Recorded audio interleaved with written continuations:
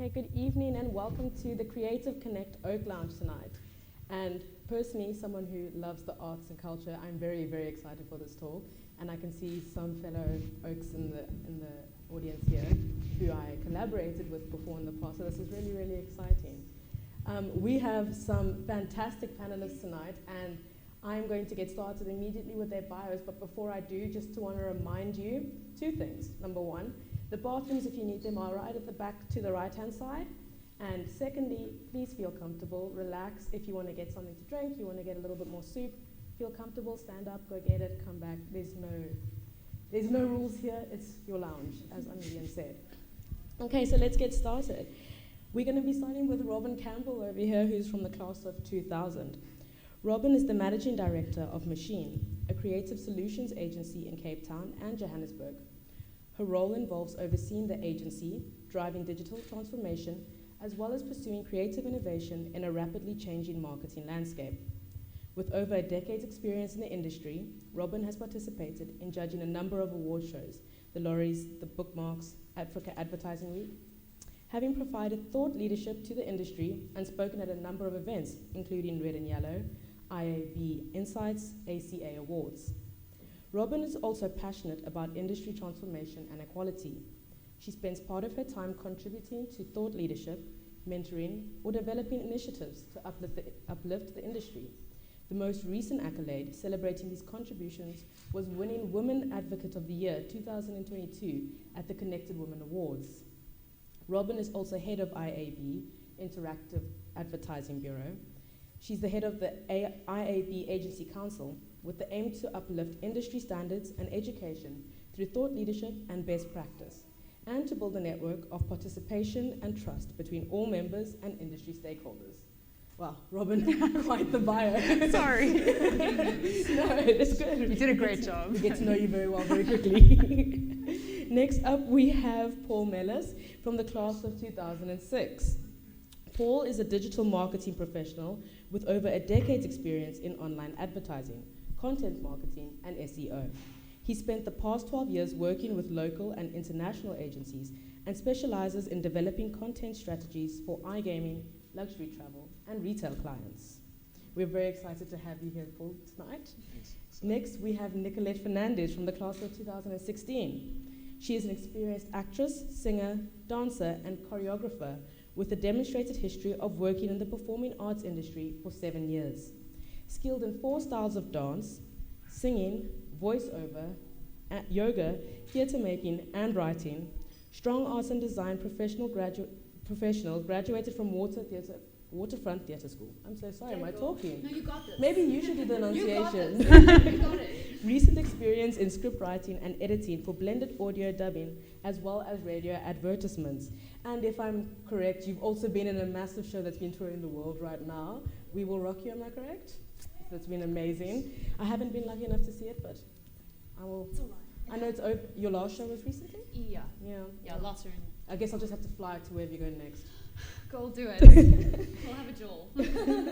Next up, we have Peter Fullion from the class of 2011, lead character modeler on a Blue Zoo production.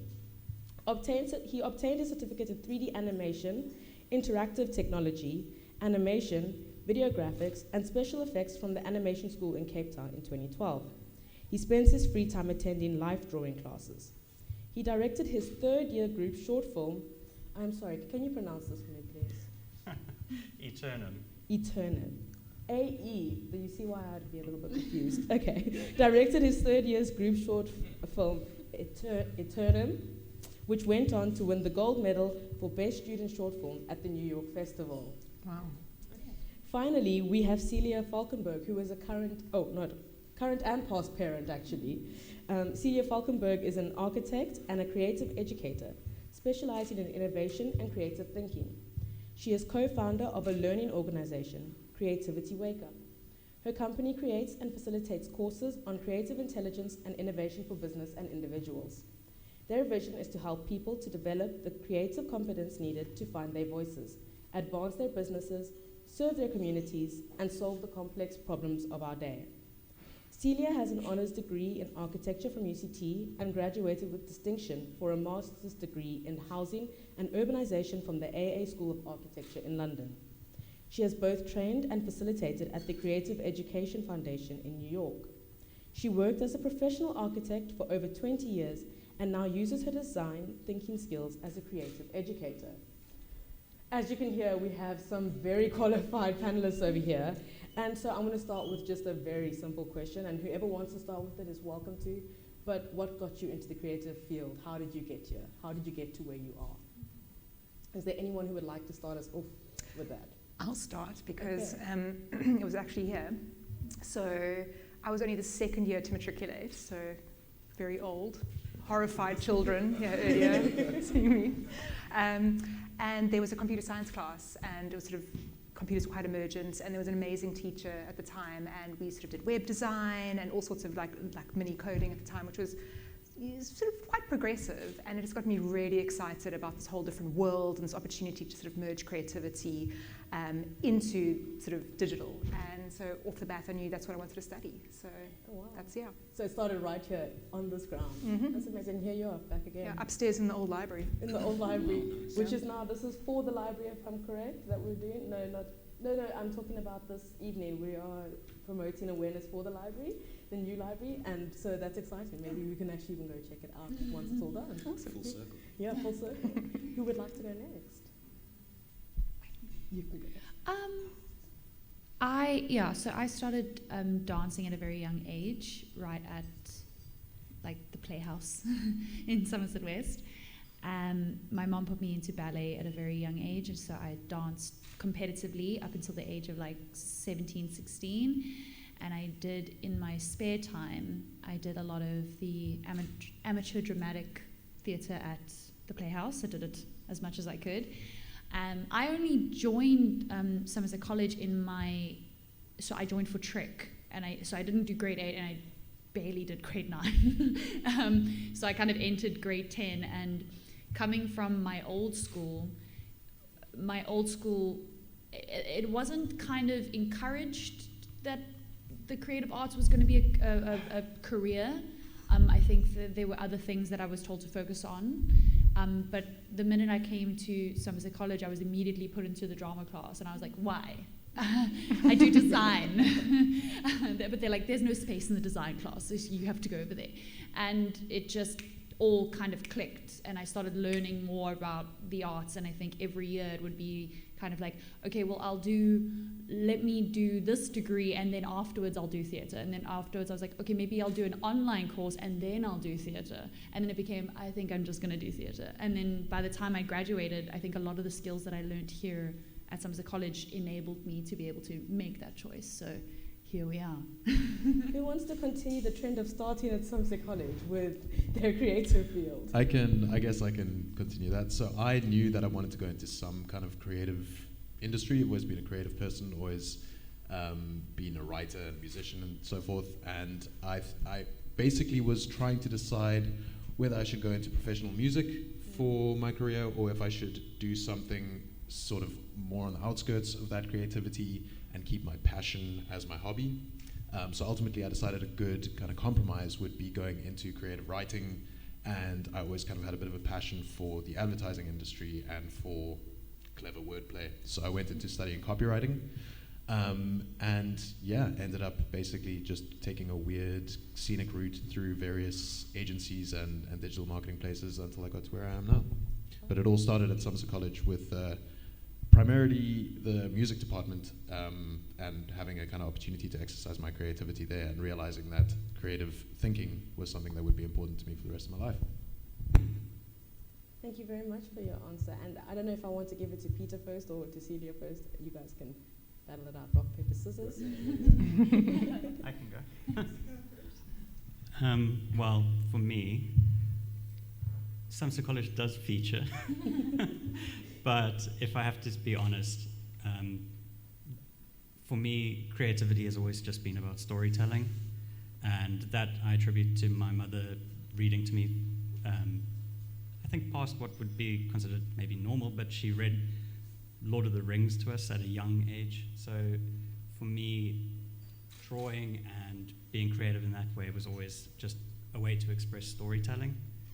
And I was looking at, when I was in Somerset College, this is more where fate kind of took into it. I was in matric and was kind of tossing up between doing fine art or design or doing something that would make a bit more sense as a career.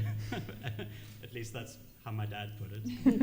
And I think he curses the fact that one of my friends just,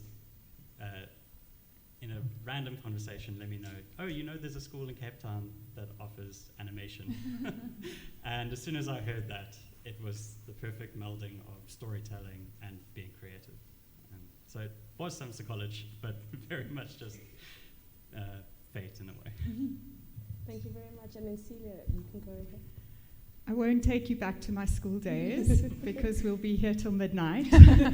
But a lot of people are interested in why I transitioned from architecture into the creative education. And I think that after 20 years of practicing architecture, I finally understood what all the master architects have been saying all along. Frank Lloyd Wright said, it is so hard being an architect. It's so much harder than other professions. Doctors get to bury their mistakes, but when architects make mistakes, they can only advise their clients to plant ivy. But I have always been fascinated with creativity. I read the book The Artist's Way about 20 years ago, and it really planted the seed for our company that I started now 5 years ago. I work with Nina Pierce, who I co-founded the company with, and she has a business science background and has worked in people development. And I, with my architecture, we just make a lovely combination of bringing these two different elements together. And we have just found that so many companies and businesses talk about innovation, but they don't really have that underpinning of creative thinking. And creativity it's a bit like the game of soccer. You can have an amazing innovation strategy, but if you don't have a team that's creatively fit, everybody's going to be huffing and puffing and not getting much places. So it's been an amazing journey now, teaching businesses and NGOs and private individuals around creative thinking. So thank you very much, Celia. And as you can imagine, that creativity is a very difficult space to maybe actually have to find your way into, because, I mean, it's all about opinions, isn't it, at the end of the day?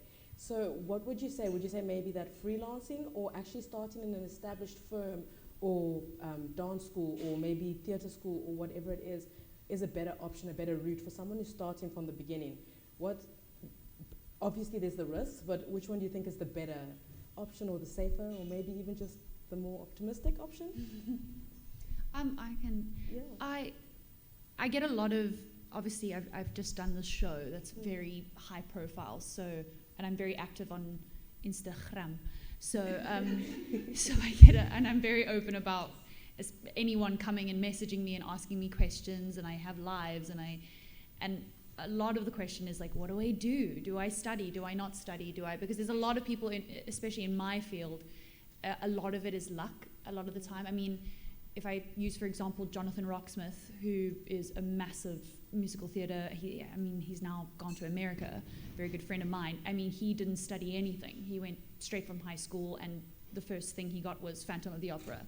So in my field, a lot of the time, it's got a lot to do with other people's opinions of you and where they think that you belong. But I'm a true believer that things are changing, and I think that you can decide how you carve your little hole in any industry, but specifically in this industry.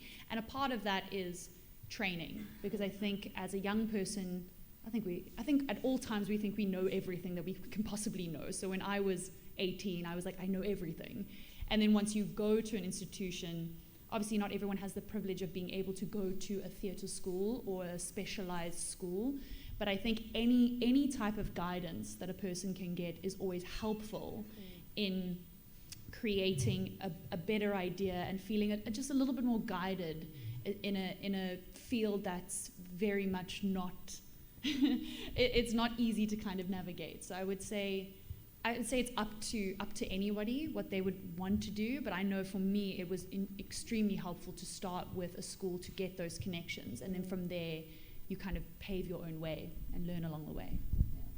I think there's this kind of conception about creativity that it operates outside of rules, and that art is just this amorphous thing that that you can't put any kind of restriction on it, you can't try and understand it. But I think that that's a bit of a farce. I think that, from my experience anyway, I mean, I work in an industry that is very much a combination of like logic and art. It's like data versus creativity. And I think that in a lot of ways restriction is like it's necessary for creativity to really go somewhere. You need there's that saying, I don't know who said it, but somebody said you need to know the rules so that you know how to break them, or something like that.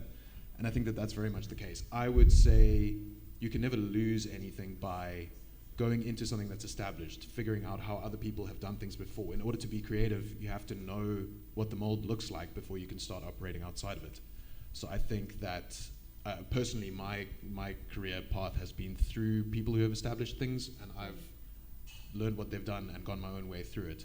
But I think you're quite right in saying that it's everyone takes their own journey, but I think you should try and see where other people have gone before, to try and learn what you can from that, see what other people's mistakes have been so that you don't make the same ones. Celia, did you want to add on to that? I absolutely agree what you're saying about creativity being something that's learnable. People often think, we often have clients saying, oh, I don't have a creative bone in my body, but it is like a muscle. We really are all creative, and there are very tried and tested ways that people can develop their creativity. But also back to your question, when I studied as an architect, I then went into corporate architecture and trained with various businesses, and that really set me up for opening my own practice. And I do recommend, especially for a career like architecture, when you leave varsity, there's a lot of learning that happens in the workplace. That is also why you have sort of a year in the middle of your studies where you go out and get experience. And I would highly recommend for a career like architecture to cut your teeth first before winging it on your own. So it sounds like the majority of you saying, obviously choose your own path, but kind of see what's been done before. Is there anyone that's for the freelance side? Anyone saying, no, maybe actually freelance, figure it out for yourself? I mean, I am a freelancer. Fair enough. If you didn't know. I mean, as a performing artist, a lot of the time you're not hired by a company per se. You're hired for a specific amount of time, and then you are unemployed after that. So it's kind of I am a freelancer, and I probably will be my entire life. It's just the way that I see myself working. I did do something a little bit more structured during COVID, but so I'm for the freelance life, but I think in order to be a freelancer, you need to educate yourself about everything that goes into that. And I don't think I knew what I was getting myself into when it came to being a freelancer. And I think if I had, I mean, I know now, obviously I'm still learning, but I think going to an institution, or like you say, speaking to people who know, or speaking to people in that field and looking up to those people that you want to be, essentially, that would be helpful in becoming a freelancer. I don't think you should just and just hope someone catches you. You know what I mean? Yes. I can also speak to that because there is the traditional route, and freelancers and contract workers in my industry do exist that do everything by themselves. But the reality is that the main advantage from studying with a group of people is building up a community and getting to know people, and that is also the advantage of one of the major advantages of contract work is that you get to meet a lot of new people and expand your your network of people who can potentially give you work and also recommend you. But you're constantly learning from the people around you, and I think it's very rare in the creative space to be isolated, and that community is the thing that is really going to advance you. And even I'm also a contract worker, the stability comes from making sure that people enjoy working with you and that you're either building other people up or you're learning.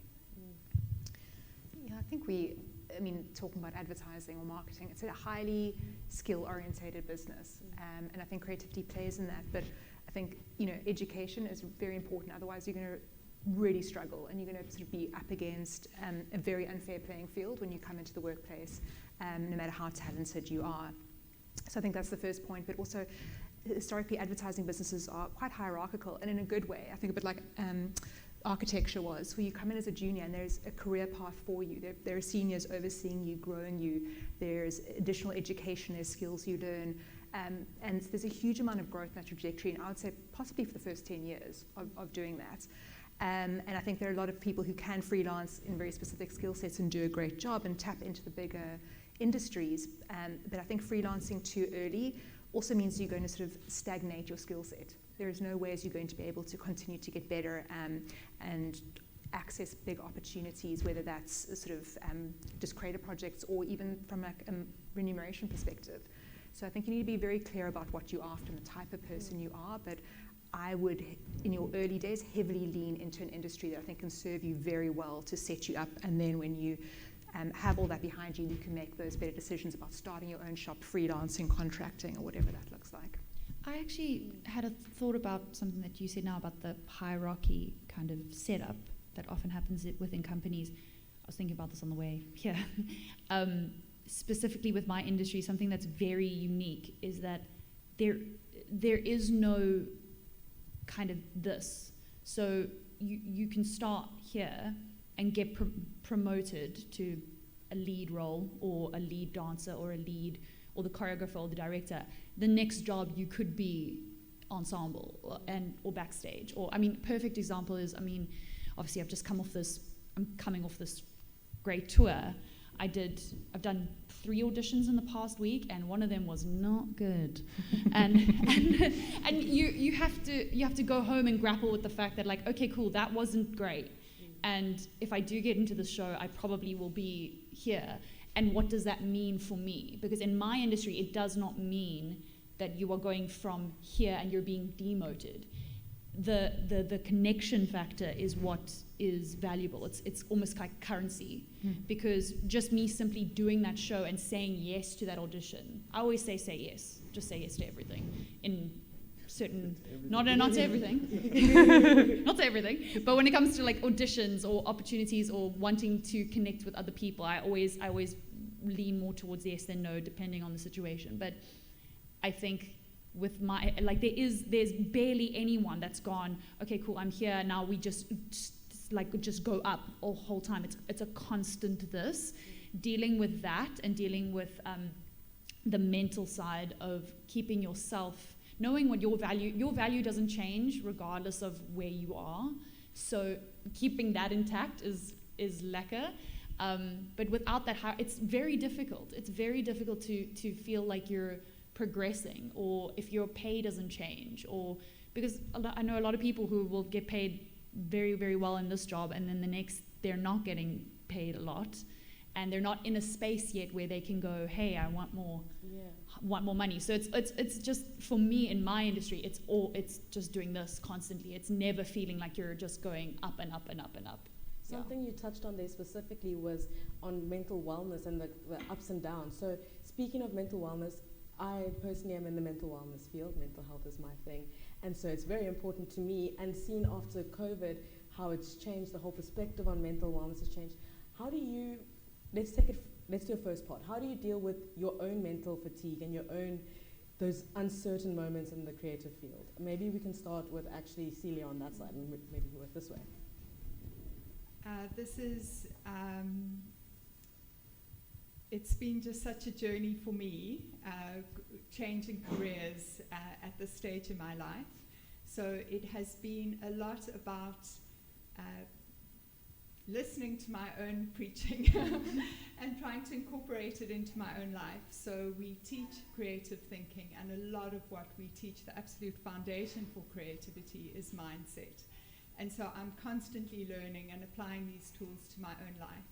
And it really has been just an unbelievably uplifting experience, because what are the mindsets of creativity? There are things like curiosity and humor and self-belief, a learner mindset, ownership, delight. There are all these amazing mindsets that we are trying to promote and encourage and give people exercises in all the time.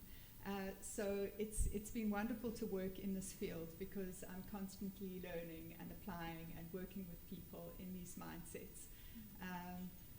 There's a wonderful formula for creativity, which says creativity is the function of three things, which is knowledge, evaluation, and imagination, and they're all amplified by your attitude.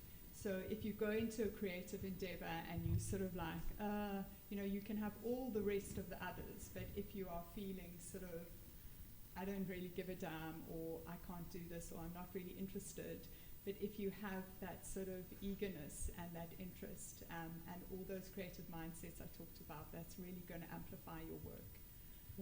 Thank you. And dealing with the mental fatigue side of when you're down and you've gone too much, maybe even some might call it burnout, or writer's block, if I can put it that way. If in your perspective field, writer's block, how do you deal with that? Just to bring it back to where we are now, what COVID has done for us, I don't think there's ever been as much out there to help people and facilitate, whether it's tools, apps that you can get, or just a huge amount of conversation around it. So you're saying, if you've got the curiosity, you can sort of consume a huge amount that you can see what fits you. But I think going back to, particularly in our industry, I would say that there's a huge amount of optimism. I think we're natural optimists. We have a terrible day, you kind of wake up the next day and you're like, there is still so much possibility. And I think for me, when I engage with most people in the industry, that's a huge commonality.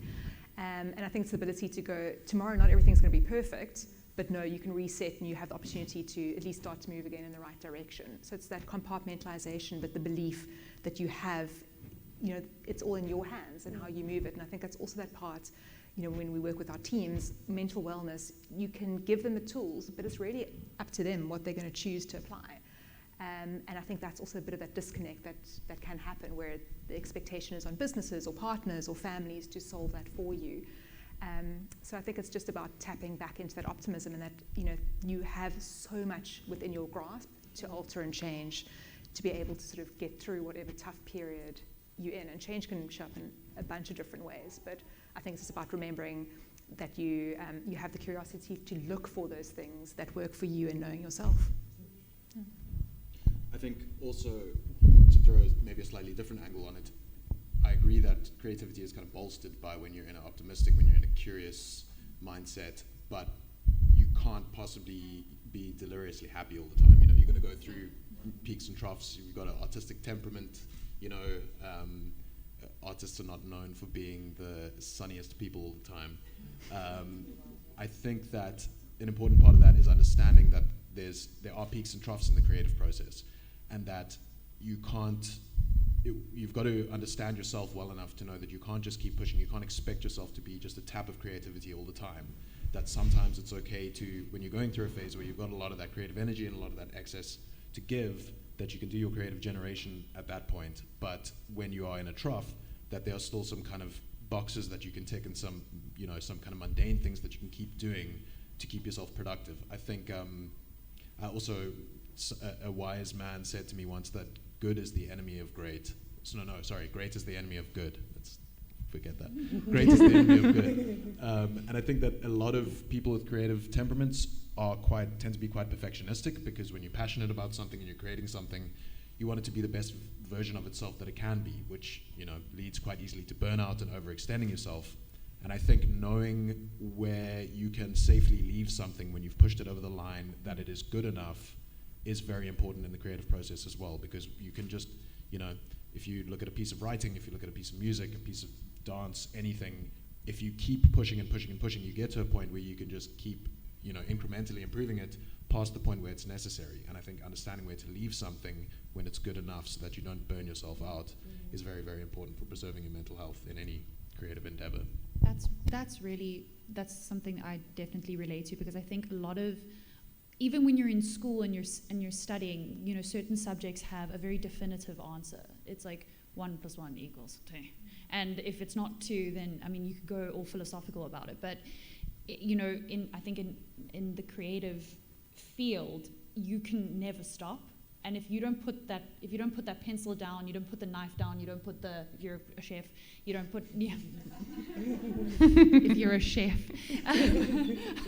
If you know, I always think about MasterChef in that sense, when they go like 3, 2, 1, and I feel like if they never said 3, 2, 1, those people would be there for, I agree, they would be there for hours, just perfecting it. And the reality is there is no such thing as perfection. There's no limit that can go, and that's amazing, but it's also incredibly overwhelming. And the mental side of that is so crazy. And I think personally, what helps me is honestly therapy.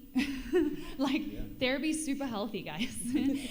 Life coaching, like getting a professional in psychology or mental health is super important, because it just gives an outside perspective into your life, and you can chat that out with them. You can really learn some good tools, good coping mechanisms, and that's super duper important. I think also something that people don't associate at all with creativity is the element of kind of physical activity as well. I think creative people tend to live in their heads. Personally, I'm the kind of person that when I was at school here at Somerset College, I avoided sport at all costs, like bunked sport every opportunity that I had. And I've only relatively recently realized that it makes a massive difference to your mental state, just having some kind of physical outlet, whether it's, like playing squash or running or cycling or going for a hike or whatever. I think that, there's the mind and the body work together. And I think particularly, in fact, if you're a creative person, if you're someone that spends a lot of time mentally, if you spend a lot of time in your head, you need to get out there, you need to move your body, you need to circulate that energy through your body to make sure that you're kind of like, circulating your creative energy as much as you can. So I would say, I totally agree with the therapy thing. I think that's 100%. I think everybody should go to therapy. We all messed up. But I think that physical exercise, physical activity is super important in the creative process too. To second that, if anyone has lower back pain, start doing deadlifts. It changed my life from someone who sits behind a computer all day. Deadlifting, it really works. I would say the thing that changed my life, and the thing that I notice with people in my industry, burnout, is like very often talked about and joked about. But the people who survive and stick it through, and this might not sound great because it's not something that you want to hear from creatives, or it's the kind of thing that people don't talk about with creatives, is boundaries. 100%. My workday is over. I'm not responding to that email right now. I don't care how important you think it is. I'm not going to get on a Skype call. And I know that people unfortunately, bosses don't like to hear that. But that, especially I work in an industry where I am a contract worker. For me, stability is a year of employment. After 10 months, I have to start looking for another contract. And if I get to 10 months in and just doing more work is the last thing I want to do, then that means I'm not earning a salary in 2 months. So boundaries are important.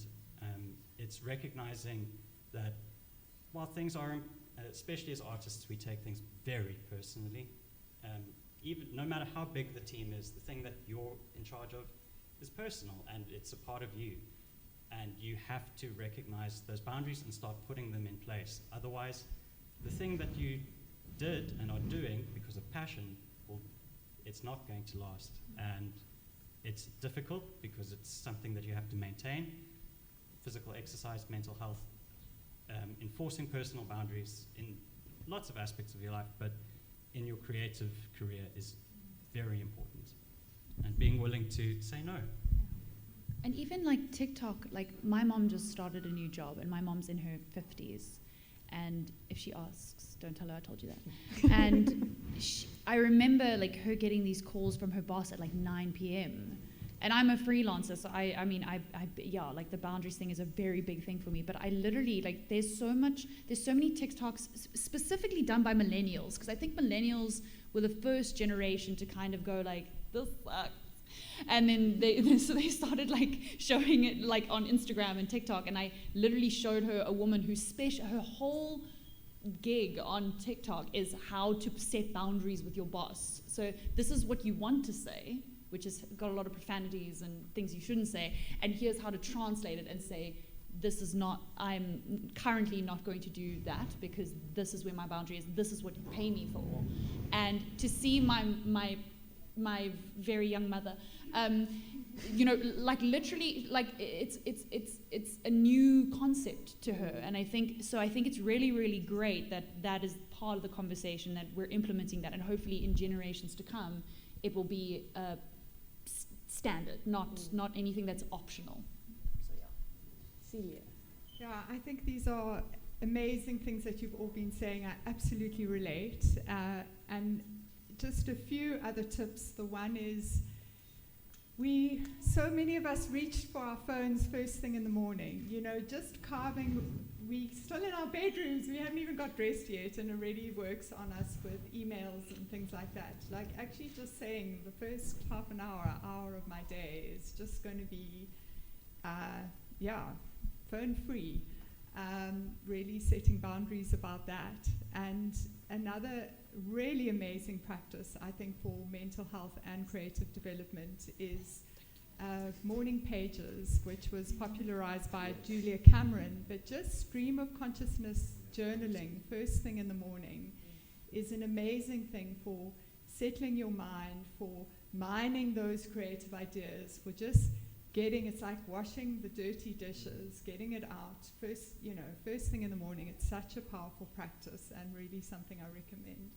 See lots of people nodding their heads. Yeah, I do that. Yeah, morning pages changed my life. I totally agree. Journaling, whether you do it once a day, whether you do it several times a day, it makes a huge difference. Like you say, purges, it kind of like clears your creative RAM. You just get rid of everything that's been sitting in there so that you can, exactly, as well as pick up some amazing gems. Yeah. It's that double thing of clearing out the dishwater, but also finding, those gold nuggets. Those gold nuggets, In yeah. the dishwater. In the dishwater. Love that. So one thing that I picked up in common specifically between Celia and Nicolette was something about, the change and evolving to the change. You were speaking about the change in environment and the change in technologies and the change that we're going. And speaking of change in technologies, this next question is directed to anyone, but I specifically want to target it at Peter actually and see, maybe you can start with it. Given the rapid rise of generative AI and its hyper-fast adoption by the average, I heard ugh. Is it the AI? Constant AI talk? They're taking over. Given the rapid rise of generative AI and its hyper-fast adoption by the average user or company, do you feel the creative industry is under threat?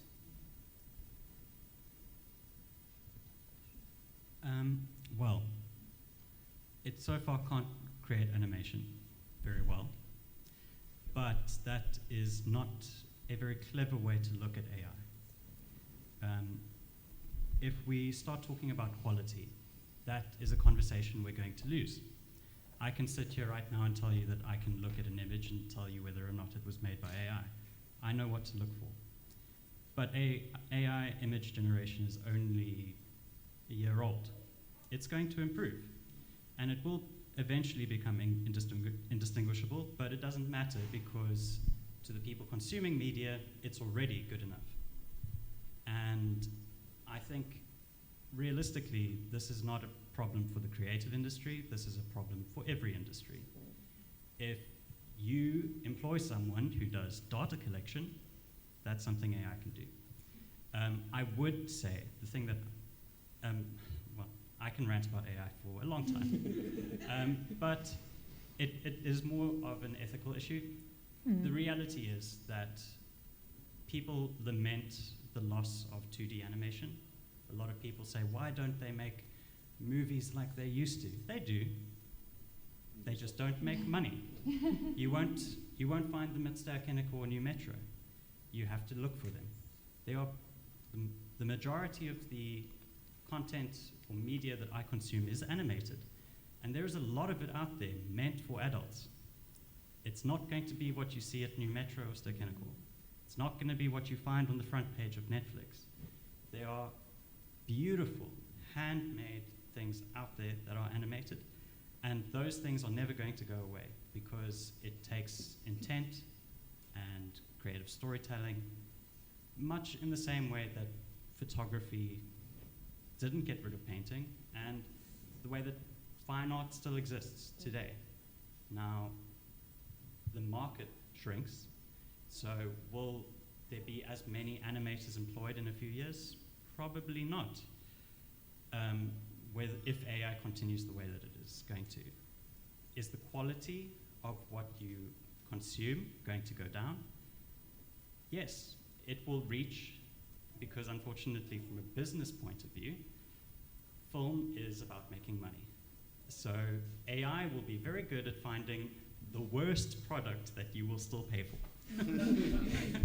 And so that is what you're going to see a lot of if it continues in the way that it will. But for the people that care, for the people that want to consume art and are interested in the quality of the things that they take part in, that is never going to go away.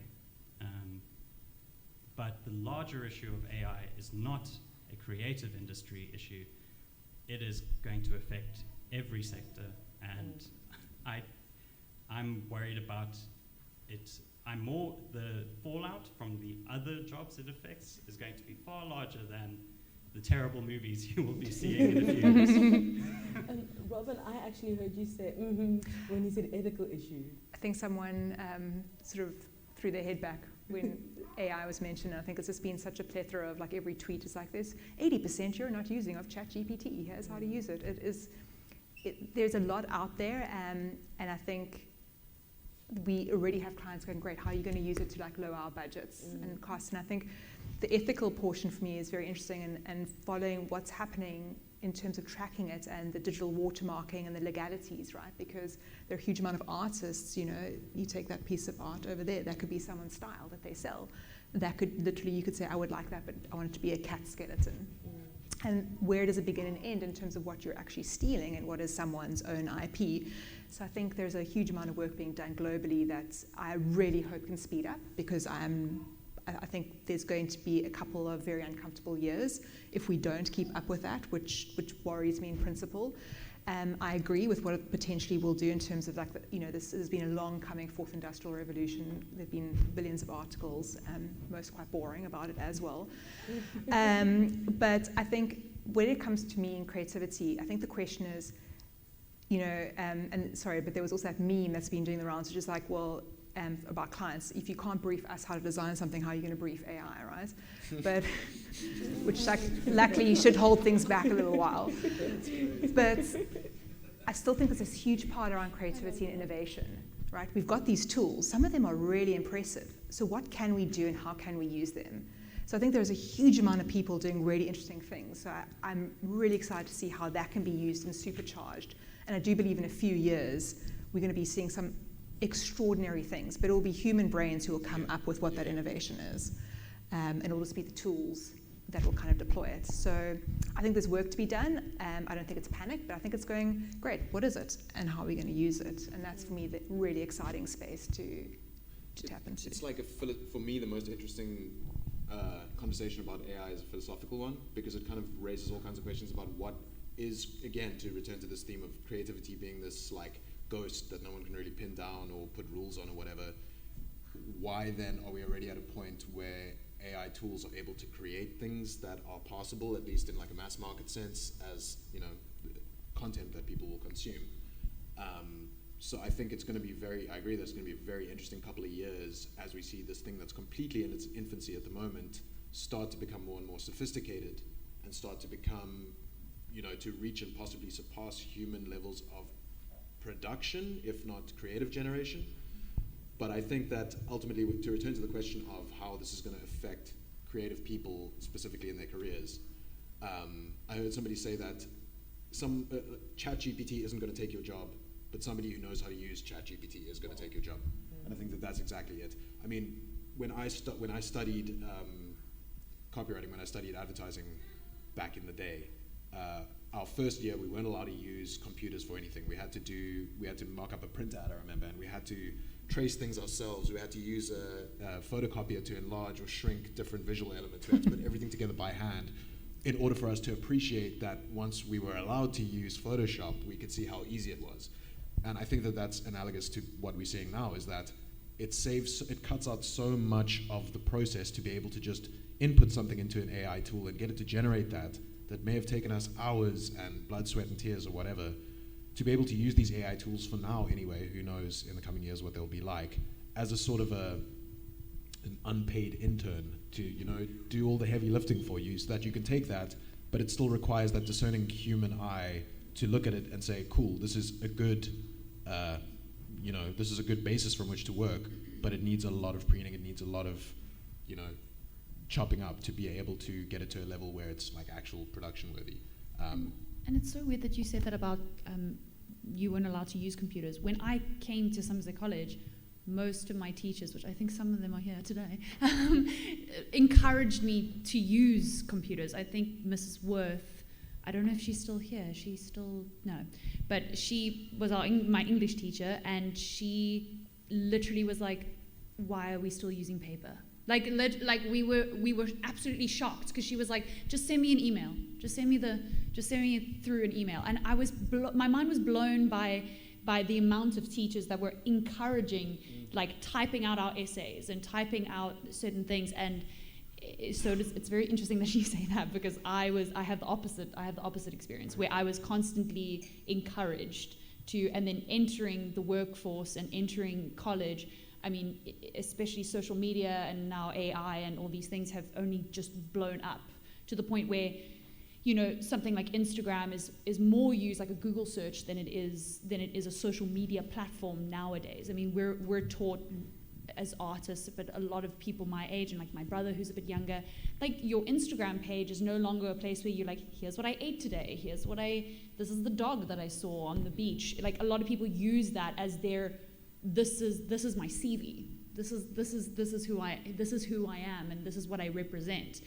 Also, another thing on kind of AI, because I don't know much about AI, but I do know about like deep fakes and what AI is capable of doing in the film industry. And an interesting conversation that was brought up was this whole idea of consent, and like they're talking about the ability to take like actors that have passed on and using their image in films.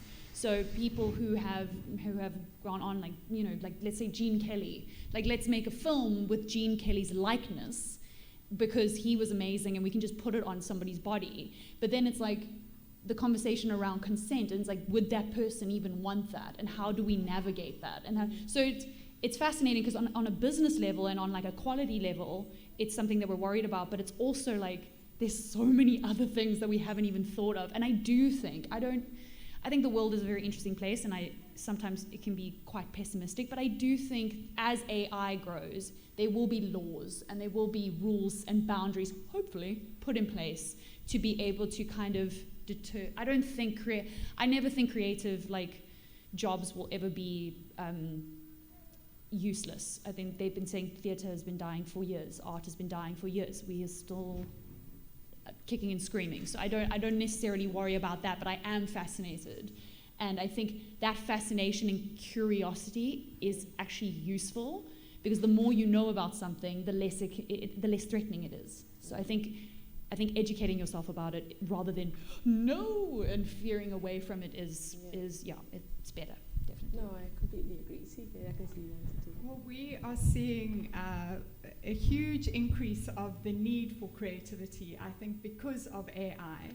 And, LinkedIn has 913 million members, and it runs analytics, and it says creativity is the number one skill that companies are looking for, the number one soft skill. But, soft skills are power skills. So yeah, I think that AI is driving actually a need for creativity, a need. The World Economic Forum has also said creativity is in the top skills that are needed for this decade, along with critical problem solving and critical thinking. So I think, yeah, from a creative education point of view, creativity isn't just for so-called creative fields. I mean, people are often surprised to see our clients are actuaries and engineers and bankers and lawyers and NGOs. People of every field are starting to see creativity as such an important skill. And often our clients want to know, how are we going to deal with this tech? How can we use tech? We run creative problem-solving workshops to help them actually better use tech. And from a business owner's point of view, it's incredibly empowering. I mean, we have been able to build our own online learning platform. We can edit our own videos through Camtasia. In the past, we would have had to hire videographers. You know, there's so much tech that empowers creative artists and people from every industry. So I think we also need to keep in mind, yeah, I love technology. I also am very frustrated, and there's many things that I feel is a negative. It can consume our lives. But yeah, there's a lot of positives as well. Thank you. I feel like do you want to quickly go with one more chip in? I would just say, in my industry, there is, it is not useful to just be doom and gloom about AI. Yeah. It's reframing it as a tool that can be used instead of just replacing labor. Yeah. Because, yeah, we've seen what that does in the past, and you know, we live in a world where we don't need to actually be getting rid of more jobs. Yeah, of course. No, definitely. But I think there's also something to be said for the fact that, like you said earlier, you know, maybe videographers are going to lose their jobs. There are going to be jobs that become obsolete as a result of this, but that doesn't mean that work is going to become obsolete. There are just going to be new jobs. I mean, we're probably all doing jobs right now that were inconceivable 50 years ago. I mean, being a search engine optimizer or an animator, you know, that wouldn't have made sense to say to somebody in the 1800s. So I think it's always uncomfortable when there is one of these shifts. As you said, it's the fourth industrial revolution. There's another shift in the way that we perceive work and we perceive labor, and you know, we've just got to go through it. These tools aren't, we're not going to get to a point where everyone says, all right guys, we're not doing AI anymore. It's too much of a threat. It's here to stay. We've got to think about how we're going to use it, how we're going to integrate it, and how we are not going to let AI run away with us and take first place. We've got to think about how we as human beings are going to be able to use it to improve our quality of life and to keep employed and to keep productive. There is, sorry, just before you shift on, there's an interesting intersection also between like the morality of AI and creativity and innovation. And as exciting as it is, you know, there have been a few examples where I think about 2 years ago, people with like musculoskeletal issues who are going to lose the ability to speak, they were mapped out their voice, and AI could create it that they could type something in and they would be able to speak to people in their own voice, which is incredible.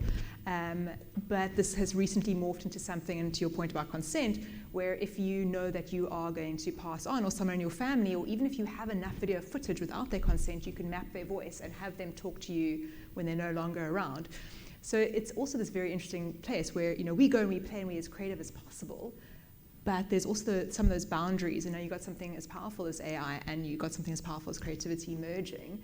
And where that can take us can also be, you know, sort of some areas where those need to be unpacked and discussed, and I think broader forums. And like you said, I hope that stuff can keep up with that.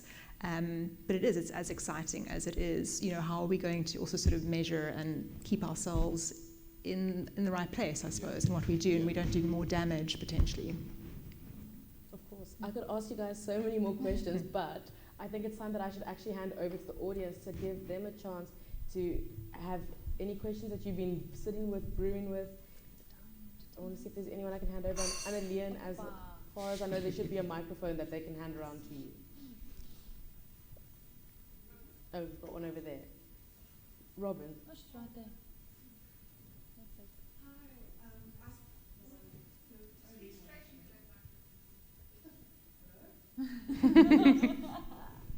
We can hear you.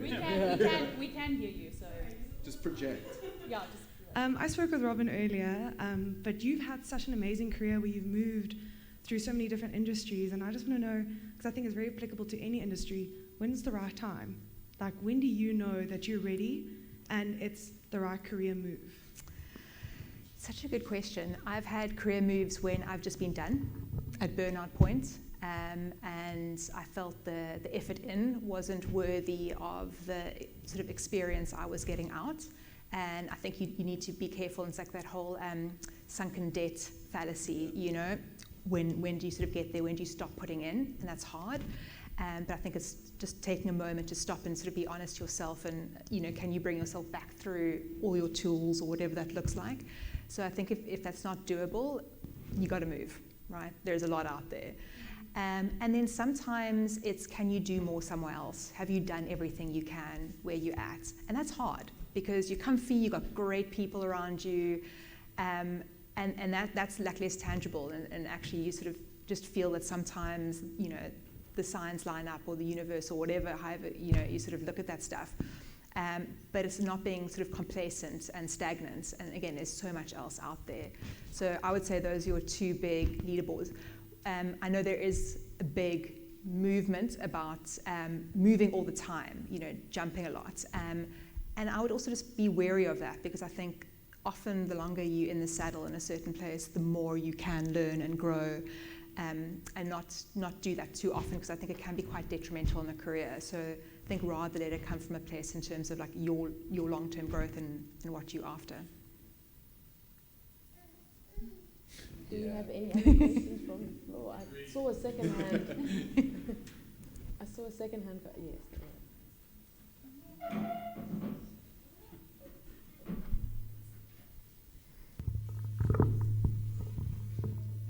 Speak into it. Clearly not a musical theatre actress. I did actually want to speak to you about... So I have a cousin in Canada who's a musical theatre actress, and she has a sustainable, everyday career. She's successful, and I want to understand how in South Africa that is sustainable. I mean, we hear it's a very small industry, a lot of people doing it. Yeah. Do you want to stay in South Africa, or do you think going overseas and finding a space somewhere else is more viable? Absolutely, great question. I think I'm going to start off by saying I don't think people realize how stable a musical theatre and an actor's career can be, even in a country like South Africa. I do think the key, though, is being versatile, being willing to branch out, and being able to use all. So, for instance, as a musical theatre actress or actor, you're encouraged to have three things: dance, singing, acting, basic level, right? Triple threat. If you use those three skills and kind of go into other parts of the industry, TV, film, writing, choreography, it really helps in building a very stable kind of, let's be honest, income that comes in, and you can actually support yourself.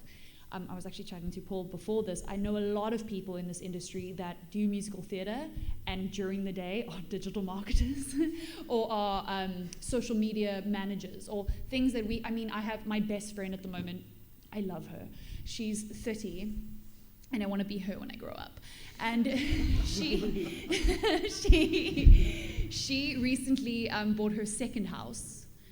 She bought her one and then she sold it, and then she bought her second one, and I was like, Ashley, how did you do this? Because she's in musical theatre, and quite honestly, while she was doing musical theatre, she was doing other work, and with that, she was able to kind of provide herself this income monthly, and she's been able to do things that a lot of people didn't think was possible. So in terms of the conversation of like, is it possible to be stable? Absolutely. But I don't necessarily think South Africa, unfortunately, we don't have equity, so a lot of production companies will take advantage. We don't have enough productions happening, so in terms of musical theatre, maybe 3 or 4 will come a year, and with COVID, that's dropped to half, so 2 a year. And if you're not in one of the 2, you're essentially unemployed in musical theatre.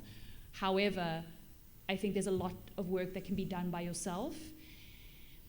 On the conversation of leaving South Africa, I am in the process of looking into the UK, specifically but that's only possible because I've done a production where the director has been from the UK and he's come to South Africa to work with us. I wouldn't have known him, I wouldn't have known any of the connections that I have in the UK without the work that I've done here.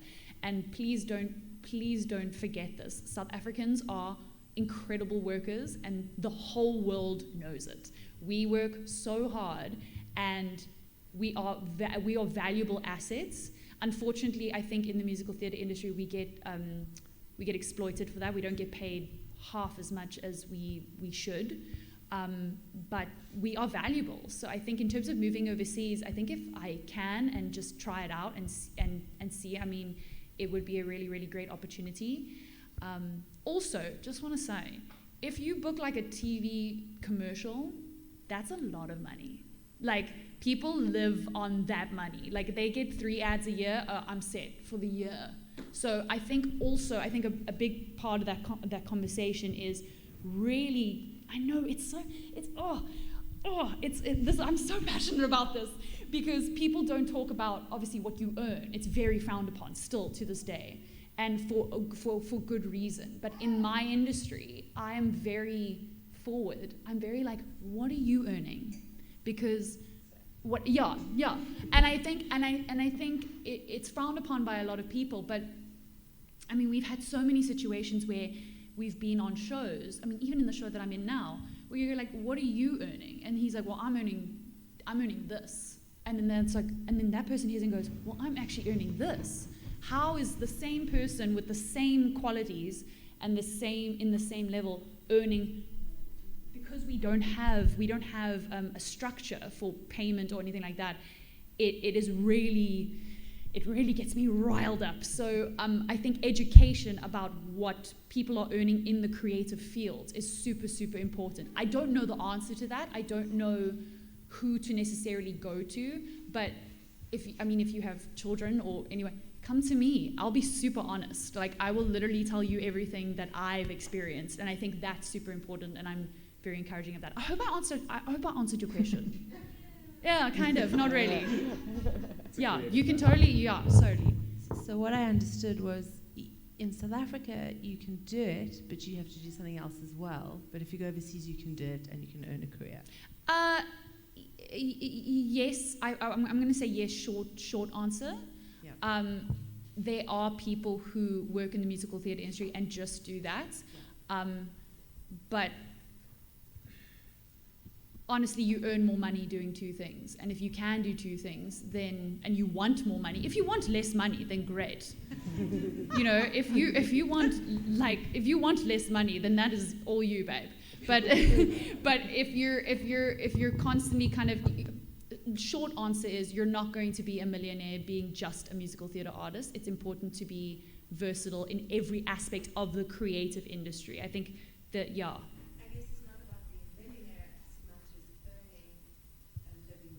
You will earn a living wage, but you might not buy clothes from. You understand what I'm saying? Yeah, and you'll be surprised how superficial musical theatre artists are. Like, you have the bank account of this, but you're buying all these things. So yeah, I think it's definitely, and especially now, it's much more doable now than it was years ago.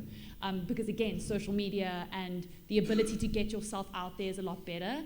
But South Africa simply does not have enough musical theatre shows happening in order for everyone to get cast.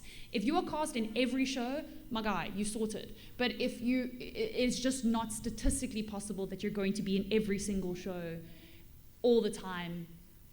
Or like do you know what I mean? So it's kind of like the balance of, yes, you can if you're in every show, but if you're not in every show, yeah, sorry, I know it's a sad answer, but it is the truth. Do we have any other questions from the floor? Thank you, guys. That was really, really good, and I loved hearing things like therapy and boundaries and deadlifts coming into the conversation. Deadlifts. Very cool. I'm a horse breeder, and AI is a very interesting topic in horse breeding, but it's artificial insemination. God bless. So yeah. Classic question. What would you say to your teen or preteen self, knowing what you know now, in the context of somebody pursuing a creative career?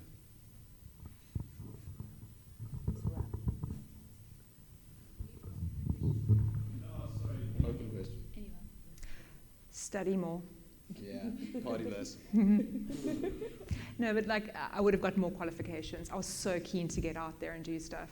I just was done, and I just wanted to do work, and I did really well doing that. But like if I could go back and have the ability to study and to just get more, and chatting to Robin about being a CA, I'm like, that's brilliant. You're perfect for the creative industry. You've got all like the chops. Now you can just come in and sort of change it. And I think creativity often steers away from some of those more significant kind of traditional qualifications, and it doesn't mean you can't come into the industry. I've seen some of the best people come into industry with those, because they're so grounded and they're so fundamental. So for me, I probably would have, done something more qualification-wise.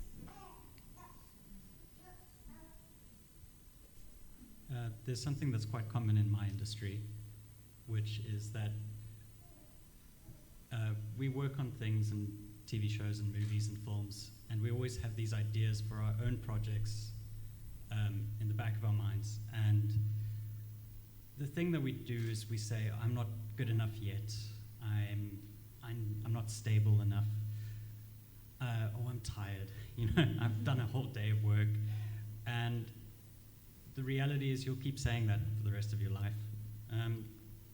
I have friends now who are a few years younger than me, and they're making a comic book together. And it's like the sort of thing where it takes months and months of your personal time, but if it's the kind of thing that makes you happy, then just start, because you're never going to go, okay, I'm good enough to do the thing. I'm good enough to start writing that script. I'm good enough to make a webcomic. Yeah, just start, and you'll get better. And if it doesn't turn into something, at least you did it.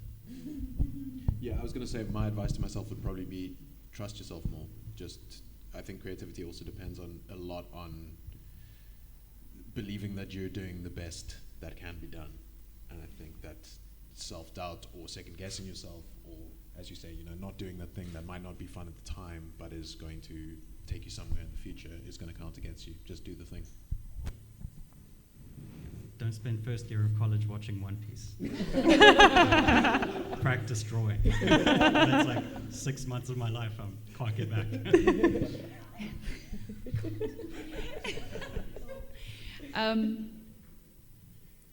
Personally, I think I would say to my pre-teens, because I didn't have very good pre-teen years, so I would like kind of self-worth vibes and things. I was always striving for perfection and academic perfection and all of these things, and I think none of that really matters if you yourself don't believe that you are worth a lot. I think working on a sense of self, I know it sounds it's not silly. Like I still use manifestation and positive affirmations, like even on the car ride somewhere, if I'm feeling anxious for something, or I don't feel ready, or I don't feel like I am this, I am strong, I am these things. So I think a sense of building that up, because school is hard, like high school is hard, and it really is, and it's got a lot to do with other people and what other people think of you. And it turns out the world is like that as well. The adult world is also about what other people think of you. So that doesn't change, but that sense of self-worth, that true kind of going to bed at night and going like, no matter what happened today, if I made all the mistakes, even if I did everything well, regardless, my self-worth and my value and my place in this world doesn't change. And I think as parents as well, that is super important my mom and my dad have been my rock in times where I haven't felt that, and they were the ones sitting at home at the dinner table going, listen, this is what happened, but you are enough, and regardless of what happens, you will always be enough. But yeah. Yeah, Yeah, I think I would tell myself to not take myself so seriously. Yeah. I think one of the exercises we really try to help our students uncover, and for myself, is to understand your creative sparks and your creative passions. And we really encourage people to it's also a tool from the Artist's Way to once a week or once a month go out on your own and do a little artist date. Like, take yourself somewhere that intrigues you and that sparks your curiosity, and just feed on that. I wish I'd started that practice earlier. And yeah, I think also all what you guys are saying about self-worth and and studying. These are all tips that I feel like I could have all taken. On that advice to your younger self, but let's go at early career stage. The creative industry is very well known for, abusing the juniors. What would you tell yourself, just in terms of flagging how to spot basically being abused? Also, how to not confuse that with, you're in your early stage and you actually just need to get the work done to learn.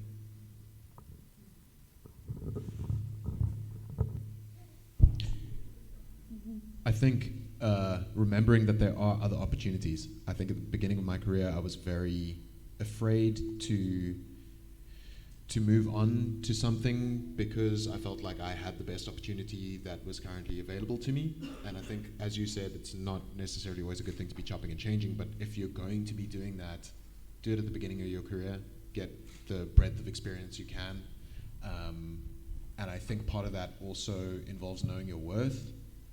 If you believe that you're not being appreciated, and I don't think, I don't mean this in terms of your remuneration or your seniority at a place or whatever. If you don't feel like you're learning something, if you don't feel like you're really engaging with the work that you're doing, it probably means that there's somewhere else where you could be more than you are.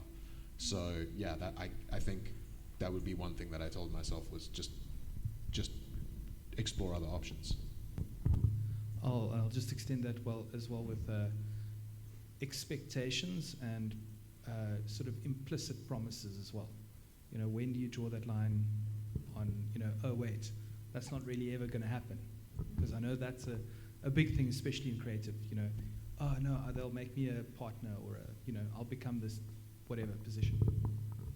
I mean, it's such a difficult thing to answer. I suppose Robin put it pretty well, to feel like when you know that you are done, when you feel like you're not getting what you wanted to get out of it, I think you got that little voice inside you that says, I'm also a big believer in like going to your higher ups, going to whoever you can go to and say like, hey, listen, these were the promises that were made to me when I joined here. These are be upfront about your expectations, be upfront about what your plan is. Have a plan for the next 6 months, for the next year. Put it on the table and set those goals so that when you get there and they have or haven't been met, you know whether you should stick around or whether you should go, like that song by The Clash. I think that knowing where you want to be and seeing where you are when you get to that point, setting those goals and reevaluating them when you get there is really important. I think mentorship as well. Because if you've got someone to go to talk to about the stuff, they can either set you straight and go, listen, you've been a whatever for 2 minutes. Like, you're not going to be promoted yet.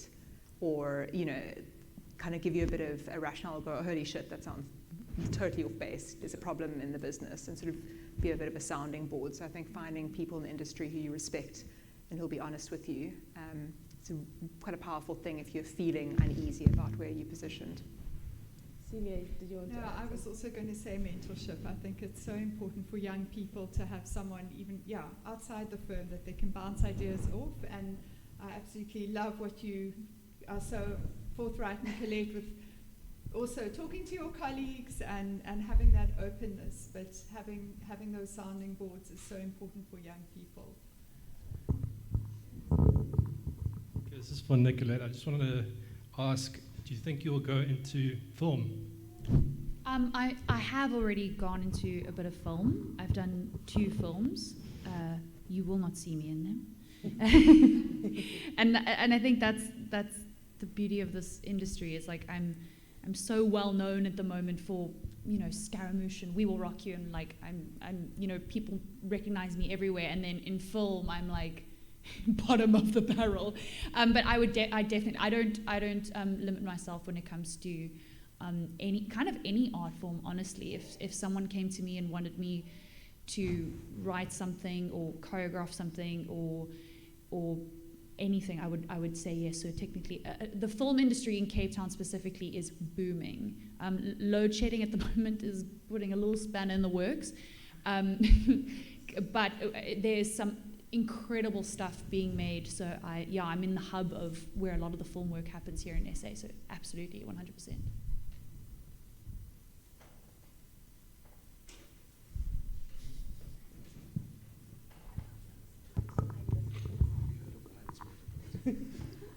Hi, good evening.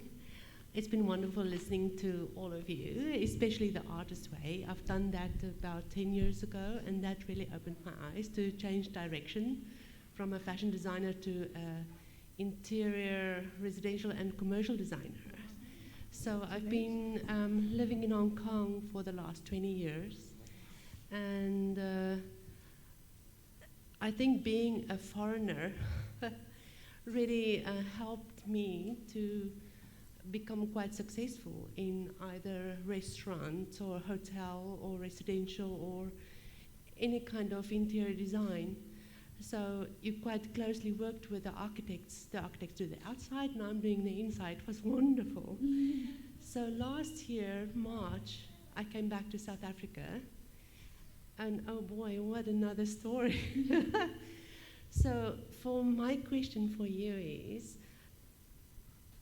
for me personally, it was very easy to find a job overseas, but coming back here, it's really not what you know, it's like who you know. And it's very cliquey.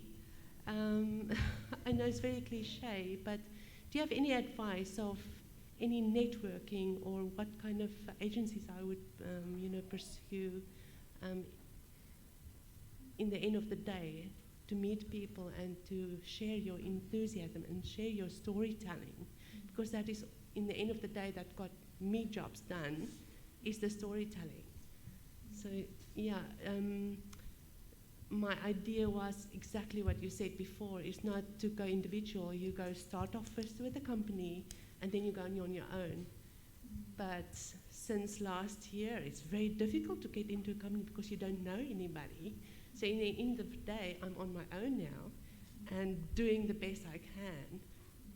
But how do I move from here backwards, kind of? You understand what I'm saying? So is there any networking agencies or groups that you... That's why I'm here tonight, because I saw this advertisement of networking of artists and coming together, starting to, just to get a foot in the door. So... Well, that's wonderful, and congratulations on your career change. And I think it is very difficult, and I think there are a number of networks. Maybe we can have a conversation afterwards, and I can put you in touch with some of the networks that I know in the area. Absolutely, yes. On my end, I don't know many kind of events or groups or anything, but just some advice that I know has worked for me thus far is social media is a very powerful tool, and I think we underestimate how eager people are to actually respond and talk to people over social media. And I'm obviously not an expert in your field, so I don't know if this would apply, but getting onto social media and having a platform and showing your work is really, really useful, because I know people my age, the first thing that we, like for a wedding, for instance, the first place we go to is Instagram now, and we can see everything and we know how to contact that person. So that's number one. And then number two, to use that social platform to connect with others and not be shameful about it. Don't feel ashamed. Go and just message and just go, hey, this is who I am. This is what I admire you because of A, B, and C. Do you have any advice? Do you have any people that you can get into contact with? It really is something. I mean, I reached out to a supplement company that, I mean, I don't have a lot of followers on Instagram, but I just love their supplements. I was like, I love your supplements, and I really, really, really, really, really want to work with you. And they were like, okay, cool, like we'll go and have a look at your page and see. And literally got an email maybe 3 days ago going, yeah, free products, do what you will on Instagram. And I was beyond shook. But it was honestly, again, it's the whole thing of not waiting till you're perfect, like a perfect product, before you present yourself. And I think you know yourself well enough, and just go out there and just be shameless and just message and do it. Yeah, go. I believe you. If I can speak to that, I have a very good friend who understood this from day one. And it's amazing to see that putting yourself out there consistently is always going to work. And you might feel like the biggest idiot or awkward or shy, but there's a guy that the day we graduated, he walked around the room where all of the industry executives were, and he said, can you all join me in the boardroom? And he sat them all down, and this was at our college, literally 10 minutes after the graduation, and said, look at my showreel. And all of the company executives were like, okay, yeah, absolutely. We were probably going to hire you anyway, but now we're definitely going to hire you. We're going to remember you now too. And I can't speak to design specifically, but I know for myself, there are conventions, the animation, Cape Town Animation Festival, and I work in a very nerdy industry, so Comic-Con and those kind of things, but just going isn't going to do anything. It's the fact that I was sitting down at the Cape Town Animation Festival, and there was a man opposite from me, and I started talking to him and bought him a beer, and then 2 years later, I got a job because I bought him that beer. Because in Tokyo, there was a hotel that really focused on anime. So I got an anime artist did the interior all of that anyway. It was really awesome. And don't be intimidated by the clickiness of South Africa. Like, it is, and it's Cape Town specifically. I would just infiltrate their groups and just like make them feel awkward and be like, hello, hi, yes, this is who I am, and don't be intimidated. It's all a facade. Cape Town's clickiness is actually just the fact that most people in Cape Town are introverts. Yeah. Like, if you really break that shell, you'd be surprised who you actually make friends with. If you come over and talk to them, they're going to be like, wow, who's this extrovert? Yeah, exactly. Who are you? Yeah. I think we have time for maybe one last question. Is there anyone else who would like to ask a question? We've got over here in the front. Sorry, just maybe a comment about Robin's thing. With my kids, what I've said is, I think there's a difference between an education and a training. So if your parents can support you, I think go to university. It doesn't matter what you do. You can do philosophy, English literature, but go and get a degree. And that sets you at a higher level. And then you can do the training later. So that's just an idea. Go and get that degree, and it puts you on a higher level. Rather than, well, my youngest son he's also an artist, film and media. He wanted to go to become a cameraman or a sound engineer. But I said, go to UCT, go and do film and media. And he said he's done extremely well. Yeah. He's now a businessman, but those degrees are starting points. But go and get that degree first, even if it's philosophy. Go and get that first. That's my advice. We have a response here on this side. So, I'm not so sure. Obviously you guys are in the industry, but there's also The value of building a portfolio. I have a 12-year-old who works as a video editor for people. He's 12. He barely has passed grade 6. And he has an editor, he gets jobs doing video editing for people. And I do think there's a great deal to be said about doing the work and being creative and bringing that stuff in. Zoho is employing people who barely pass matric because they can do what they can do, and they come in with an entirely different perspective, and they come in without someone else telling them how they're supposed to have done it. because they've trained themselves and they've looked at different ways of doing things. Like, I think we are way too... I have a husband who's an academic. He has got more degrees than anyone else I know. And he's telling his children, if you don't want to do a degree, don't do it. Do the work. Go speak to the people, network, build your portfolio. Surely in the creative industry that is important. I think both are right. And this is, I think, where it comes back to people and different people. And I don't think either are going to prejudice anyone, either route. And I think we can't always foresee who we'll be as adults. I did that. I got a diploma in multimedia design. I went straight in. I tumbled into it, and I've done really well. So it hasn't held me back. Yes, I would have liked to have gotten a degree for multiple reasons, but also because the university experience, the networking, some of the things that I feel like it hasn't held me back, but I feel like I've missed out on. But that's me. I've my creative partner, my executive creative director, he's got his BCom, and then he went and studied copywriting.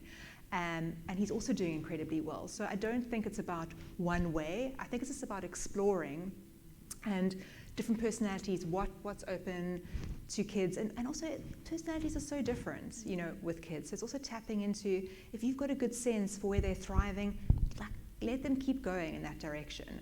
I just wish my parents had been a little more forceful. I think I was just a little too strong for them, so they just let me do whatever I wanted. I think it also, at the beginning of your career, undoubtedly a degree or a qualification helps get a foot in the door, but I think your work starts speaking for itself. Like, I work with a bunch of people in my industry who don't have any formal qualifications, but they have done, you know, they've put themselves out there, they've consistently worked at something, and they've got training in one way or another. I think, like you said, your 12-year-old has basically got training by virtue of doing. I think you learn a lot on the job. And I think that if you've got that kind of desire to be good enough at something, I know a lot of people who have degrees and things and who are useless at what they do. So and also there's sectors of the industry, like my industry, for instance, they look at my CV during an audition or during a film casting or whatever. They don't go, oh, she got this and this. I mean, I've got top qualifications in performing arts in multiple. I'm a teacher. I'm an internationally accredited teacher. It doesn't mean anything in terms of getting hired in my industry. However, when COVID hit and there was no castings and no auditions, that qualification got me a lot of other jobs. That's how these two kind of link. But then on the other side, the job that got me through COVID when things weren't working out was actually a subtitle writing job for Netflix. And my high school English mark is what got me that, because I was like, I studied theatre, but here is my matric marks, and I hope you take. And they took it on that. So I think both are right in the same. And I completely agree with you. It depends on your kid as well. There are some kids that will thrive in a university setting. There will be other kids that will sink, and they will not. And I think it's okay to try it, and maybe it doesn't work out for them, or if they take a gap year and they're like, I want to go back and study, then okay, there's time to be able to do both. So both are 100% correct in my eyes, absolutely. Sorry, like my son at Somerset College, he filmed the Trek, you know, one of the first Treks. He was always involved with film. He studied film and media at UCT. He went to New York, but when he came back to South Africa, he entered the film industry right at the top. So I think if he had gone to AVDA or something and did sound engineering or cameraman, he would have been stuck at the bottom. Yeah. So I think that in that way it worked out well. He came back and he came into the top. Yeah, and became a film director. Absolutely, and I think but I also think it's got a lot to do with timing and things that are out of our control. Yeah. So a lot of people have followed that exact same path and maybe haven't been that successful, and it's not necessarily because they're any less talented or because one has more than the other. No. But so I think doing what you can in your control and what you feel is right is absolutely I think the way to go, because everything else is so uncontrollable, you know. Do we have any last comments from any of the panelists? No. Then I want to say a big thank you to the panelists for being here tonight. We really appreciate all your expertise and your insight. But then also a big thank you to everyone who did come out tonight. I know it's cold, it's rainy. Who wants to get out of bed in this weather? But I mean, thank you very much for being here tonight. We really appreciate it. And and then Leon is pointing towards. And we got some announcements first. Sorry, it's not another question, don't worry. Am I going to reach here? I just want everyone to sort of see. I don't want this to feed back. I love that mentorship and networking came up. My name is Michael Tabor. I'm on the Old Oaks Committee, and the whole reason we started the Oak Lounge was for exactly those reasons. We've got an amazing alumni. In 26 years, this institute has got an alumni with influence, experience, skills, network that is out of this world. It's incredible. And we need to unlock that. And so that's really the purpose of why we're here. It's only the third Oak Lounge. So I hope you enjoyed it. I hope you enjoyed the discussion, the panelists. I hope you guys enjoyed it.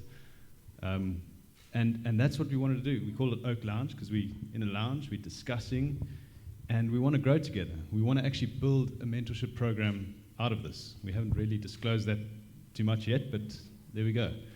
And build the networking aspects of it. So, panelists and all the incredible alumni that we've got who've gained such valuable experience and have got, the passion to give back. We've got these incredible students at this school that are going to be plugged in to a network. They don't just finish at matric, we never hear of them again. Let's work at building them back in and getting them into a program, getting some experience and mentorship, all that kind of stuff. So very excited, and it's so nice to see Ian and Sandy here, who are here right from the start, and Brett, and also just thanks to the rest of the Old Oaks, Demi, Rory, Annalene, and who else is here that I've missed. But yeah, and Nikki, she's been running around with the mic. She's going to hand out some gifts now. So, okay, I just wanted to say that, but thank you guys. It's great, and please spread the word because we're going to have more of these, and we want to grow it and make it as valuable as possible. Cool.